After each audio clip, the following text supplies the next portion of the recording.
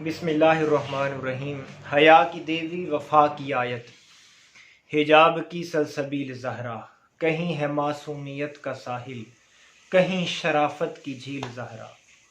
हजूर ज़हरा बशर से हटकर पैगंबरों के सलाम भी हैं, तेरी गोद में पलने वाले हुसैन जैसे इमाम भी हैं। दोस्तान मोहतरम, अभी कुछ देर पहले एक मौलवी साहब का क्लिप सुनने का इत्तेफाक हुआ, जिसमें उन्होंने सैयदा तैयबा सैयदा फ़ातिमा ज़हरा सलामुल्लाह अलैहा की तरफ ख़ता की निस्बत की और उनके एक अमल को ख़ता कहा। तो उनके चाहने वाले उस बात का दिफा करने लगे, मौलवी साहब के चाहने वाले उनकी इस बात का दिफा करने लगे। मैंने उनसे पूछा कि भाई आप दिफा क्यों कर रहे हैं? तो कहने लगे कि उनसे गलती नहीं हो सकती, उन्होंने हक बात बयान की है, उनका ये कहना कि आप ख़ता पर हैं ये गलती नहीं है। मैंने कहा आप इतने यकीन से क्यों कह रहे हैं कि उनसे मौलवी साहब से गलती नहीं हुई है, मौलवी साहब से ख़ता नहीं हुई, इतने यकीन से आप क्यों कह रहे हैं? तो उन्होंने कहा इसलिए कि उनके पास कुरान और हदीस का इल्म है। तो मैंने कहा मुझे ये बात समझ में नहीं आती कि जिनके पास कुरान और हदीस का इल्म है वो ख़ता नहीं कर सकता, तो कुरान और हदीस जिसकी शान में उतरा है वो ख़ता पर कैसे हो सकती? और जिस अमल को मौलवी साहब ने ख़ता कहा है, आज से पहले इस अमल को किसी ने भी ख़ता नहीं कहा।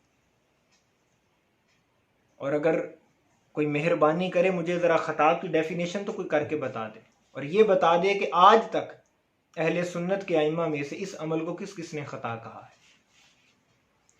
मैं इस मसले को ख़त्म कर, मुझे नहीं समझ आता कि पता नहीं हम किन लोगों को राज़ी कर रहे हैं, किन हस्तियों के बारे में क्या क्या अकीदा रख रहे हैं।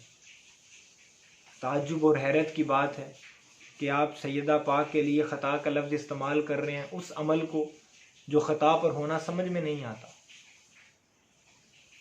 जिनके लिए आका ताजदार कायनात सल्लल्लाहु अलैहि वसल्लम इस्तिकबाल के लिए खड़े हो जाते। आका ने फरमाया फ़ातिमा मेरे जिगर का टुकड़ा, क़यामत के रोज़ अल्लाह ताला फरमाएगा हशर वालों निगाहें झुका लो, सैयदा जन्नत में जा रहे हैं। जो हसनैन करीमैन की माँ है, हजूर की बेटी है, मौला अली की बीवी।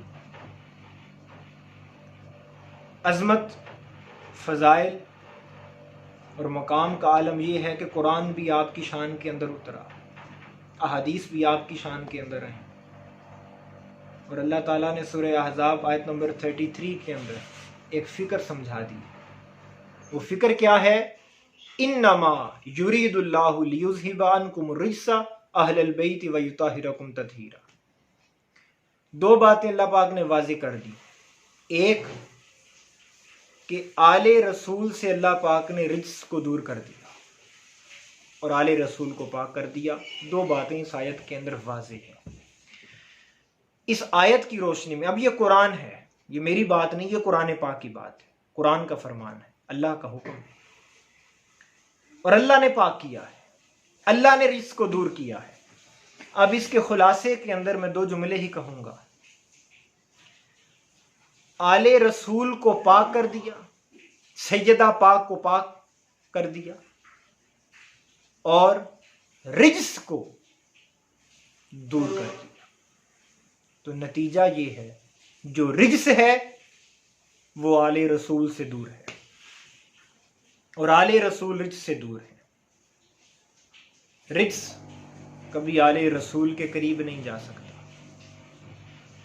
तो कुरान ने तो फैसला कर दिया है कि रिज्स आले रसूल के करीब नहीं जाता और ना जा सकता। उम्मीद करता हूँ कि आप बात को समझ गए होंगे। अल्लाह ताला हमें हमेशा आले रसूल के दर का नौकर और मंगता बने रहने की तौफीक अता फरमाए और क़यामत के रोज़ आका ताजदार कायनात सल्लल्लाहु अलैहि वसल्लम उन चेहरों को देखकर खुश होंगे जिन्होंने आले रसूल से मोहब्बत और वफा की। हर हाल में करो ताज़ीम आलो वबा की, आती है झलक नज़र इनमें शेर खुदा की। आयते ततहीर का मजहर है ये घराना, महशर में इसी घर से बस उम्मीद है वफा की। السلام علیکم ورحمۃ اللہ وبرکاتہ۔